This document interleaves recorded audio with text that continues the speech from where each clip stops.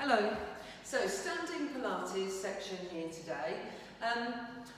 Think about how you're standing. So if you imagine yourself standing sideways on in a mirror, think about what you would like that to look like. That's probably going to get you into quite a good alignment fairly quickly. And then the idea is with Pilates, you maintain that perfect alignment while you're moving.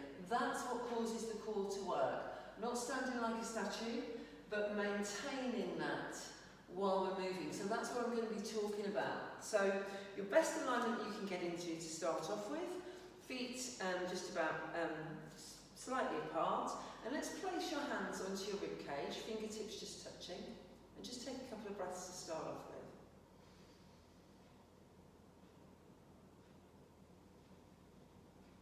What we're trying to do is breathe so that the ribs go out to the side laterally, and the fingertips, as you breathe in, just move apart without you doing anything. So not sliding the hands, it's the ribs that move. And that breathing practice is what you're going to try and maintain through all of the exercises. So I'm going to be talking about working with your breath, shoulders down the back. Good, lengthen through the spine, and all you're going to do is maintain that alignment that we had. You can stay facing me, and I just want you, without changing anything from the ankles, to just sway forward, and then from the ankles sway back. You can lift your toes but leave the balls of the feet on the floor. So not bottom sticking out, not arching backs, everything stays as it is. In fact, you're growing up towards the ceiling as you do this. Think about Michael Jackson doing his smooth criminal routine, where you saw him sway forward and back. That's what we're looking for. Yeah, and if you're not old enough to remember that, you need to Google it. So take a body weight forward, and we're going to come onto our toes, top of your head up towards the ceiling, and then we'll come back. And we'll lift the toes, and we'll leave the balls of the feet where they are. So at the minute we're just going to keep our arms beside us, but we'll allow them to just take a bit of a natural swing here, keeping the shoulder blades in alignment. And then we'll see if we can drift the arms up, but keep the shoulders down. So the idea isn't that when you go up, shoulders go up. We keep the shoulders in exactly the same position. Remember what we talked about at the beginning? This is about maintaining that perfect alignment while you move. And if you keep your shoulder blades in position and float the arms up, the stabilisers in the shoulder blades here have to be working. So a great postural exercise for you to do. We're going to do one more like this. And if you get really brave, you can do these exercises with your eyes closed, and you'll really start to feel. Should we do one more? Eyes closed, yeah, get on. And really start to feel what's going on inside the body with these stabilisers when you take that sensory awareness out. How did you do? Okay, so we're going to come into a tightrope position. So big toe, back in line with the centre of the heel. Now, if you struggle to really balance here, then take it onto tram lines instead. But if we can, we're going to come into this tightrope position and have your weight even between the front foot and the back foot. Now, lengthen through the spine and slide your fingertips down the seam of the trouser leg, and then come back to centre. So now, all of a sudden, we feel the stabilisers in the ankles and the knees, all around the pelvis, starting to work. What's happened with that alignment that we had while we're moving? Have we still got that going on, or have we started to change things because we're trying to balance? So, grow tall. Let's work with your breath. And again, you don't have to look at me. You can close your eyes and do it if you're feeling very stable doing this. So we're just trying to get a bit of movement through the spine and work the stabilisers at the same time. Good. So I need you to remember which foot you've got in the front try this with your hands by your ears. Now, when you put hands by your ears here, it works you a bit harder into the obliques. But it actually, it creates a bit of a counterbalance. Think about the guy on the tightrope. He'll put his arms out here to balance. So sometimes you might find that a bit easier from a stabilisation point of view, a bit harder from an oblique point of view. So you can do a few of these either way, some with arms up, some with arms down, different objectives, some with eyes open, some with eyes closed. Okay, so we're going to come back to neutral. Slide your shoulders down the back. We're going to come into monkey squat. There is another video that gives a bit more detail on monkey squat, but pole down the back of your head, hinge at the hip, bend your knees, keep the tummy button drawn in, keep the shoulder blades down the back, allow the arms to drift, shoulders don't come forward, leave them where they are. Come back to centre and then lengthen up. We're going to pay a bit of attention to the head position. Yeah, look at the back of my neck. Yeah, stays in alignment, not doing this, not doing this. Yeah, just look at the spot on the floor out in front of you and listen to me. If you're looking at the screen, it's going to make you stick your chin out. Yeah, so just listen, hinge at the hips, allow the arms to come forward, keep the shoulders down the back, and then return. So again, hinge at the hip, bend your knees. So this time, when you come into the balance, we're going to stay here. Can we come onto our toes? Nothing else changes. Heels go down, and then lengthen up. So again, hinge at the hip. Keep the position, bend your knees. Shoulders down the back, but arms drift forward. Onto your toes balance. Heels go down, and then lengthen up. One more, like that to go. Hinge at the hip, bend your knees. Allow the arms to drift. Onto your toes and balance.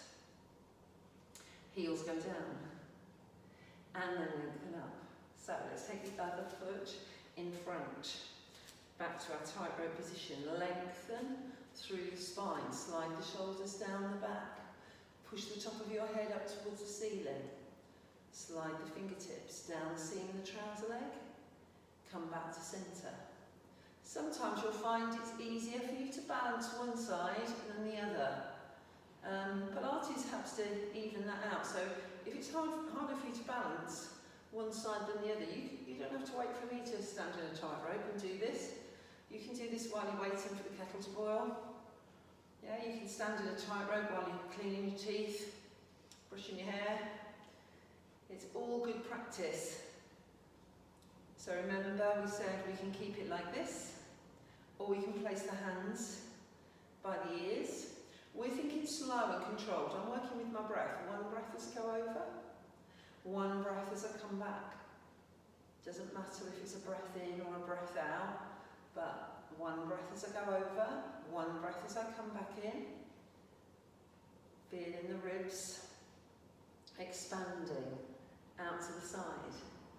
And if I feel really confident here, I can do this with my eyes closed. I want you to think about your feet. What's your weight feel like underneath your feet? I suspect some of you will have taken most of your weight through the back leg.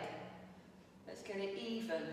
Some through the front and some through the back. Shoulders down the back. Can we get a distance between the earlobe and the shoulder? So we're really pushing up against gravity. Let's come back to neutral. Coming back to our neutral position. Just going to practice an arm move first. So, core engaged, shoulders down the back. You're just going to float your arms forward, but I just want you to take them level with your shoulders and then return down. Now, you shouldn't be seeing any movement in my body when the arms go up. That's when we get the work in Pilates. I know you can take your arms up, but can you do it without doing this? Or this?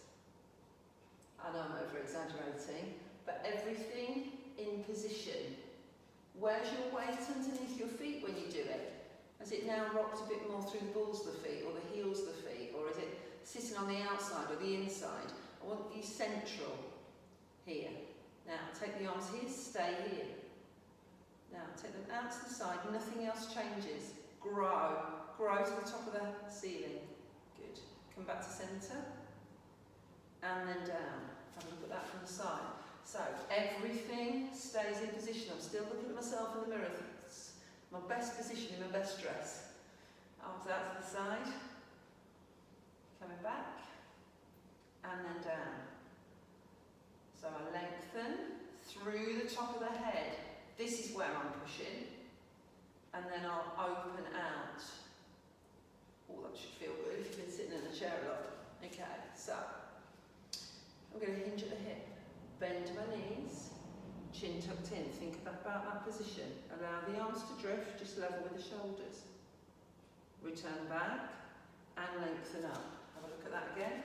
So I'm going to hinge at the hip, bend the knees, look at my head position, back of the neck nice and long. Arms just come in front of the shoulders now. I'm going to take them out to the side. Come back to centre. And then back down. So I'm coming forward. Here. Out to the centre.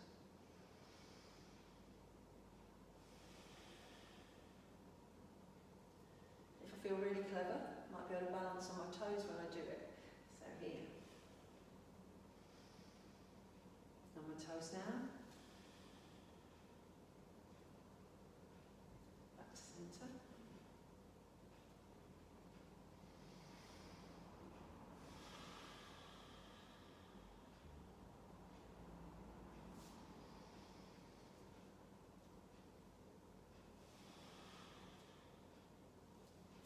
Last one.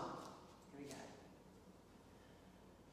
So you can practice these individually, a few minutes every day. Well done. So we can come into a kneeling position. If it's difficult for you to kneel, then you can do these standing, or you can do them in the tightrope position. So kneeling down onto the floor. When you're kneeling, you really need to think about the glutes, because you'll have an inclination to just let the bottom go, and then you'll feel the stress in the lower back. So, a little bit of engagement in the glutes. Look what that does to my lower back. Relaxed, engaged. Relaxed, engaged. So it lowers, lengthens that lower back, makes my glutes work a bit, and they're going to get lazy if we're sitting around a lot more than normal. Going to put thumbs on the breastbone, fingers on the chin. And we're going to push the top of your head up towards the ceiling. Push, push, push, push, push, up to the ceiling. Really push up, not from here, not from here. Top of the head, lift up. So create a gap between the vertebrae. We've still got the glutes switched on. Breathe in, grow. Breathe out, rotate. Breathe in, grow. Breathe out, rotate. Breathe in, grow. So I want you to keep that going. And as you're doing it, I want you to think about the relationship between your earlobe and your shoulder. Yeah, your body's really clever. So if one part's not strong enough to do it, it'll try and help you out automatically somewhere else. So what it'll do, try and help you with your shoulders. They're not connected, it's just really, really trying to help you. So I'd like you to consciously put those shoulders down and create this long neck, really long neck as you rotate. And then come back to centre. We're going to keep the tip of the fingers on the chin, so we're not putting stress on the neck. All of this is coming from your thoracic spine. Your muscles will pull you. So these muscles at the side that are pulling you into position. So when you get there next time, you're going to stay there. You're going to push the top of your head up towards the ceiling, grow a bit more. Create a gap between the vertebrae. And then rotate a bit further. There you go. And then come back to centre. So we'll rotate round. Stay there. Grow a bit more. Rotate round a bit further. come back to centre. It's not the shoulders, put the shoulders down. Lengthen and grow. How are we doing with these glutes? Engage. Now while you're doing it as well, I'd like you to switch off your calf muscles. Calves, just like jelly. Yeah, the calves really, really light, like jelly. If we can keep those nice and light, it'll make everything else switch on. One more each side. Shoulders down, lengthen and grow. Thoracic spine is all around the top of your rib cage, and if we're tight there, that's what causes us a lot of issues often in our shoulders and our neck. Well done. So we've done that last one. I'm just going to sit back here and stretch forward. If you're standing, just stretch out in front, let your head drop down. Oh, does that feel good? Yeah. And you can stay here a few minutes, let the tailbone go down. So a bit of a stretch through the back in the other direction. And when you come up off the floor, I'd like you to put one leg in front of you, tuck the tongue underneath you. Okay, now if you need to use your hands, you can do. If you need to use a chair, you can do. But what I'd really like you to do is stand up. And you can do that on either side, great practice.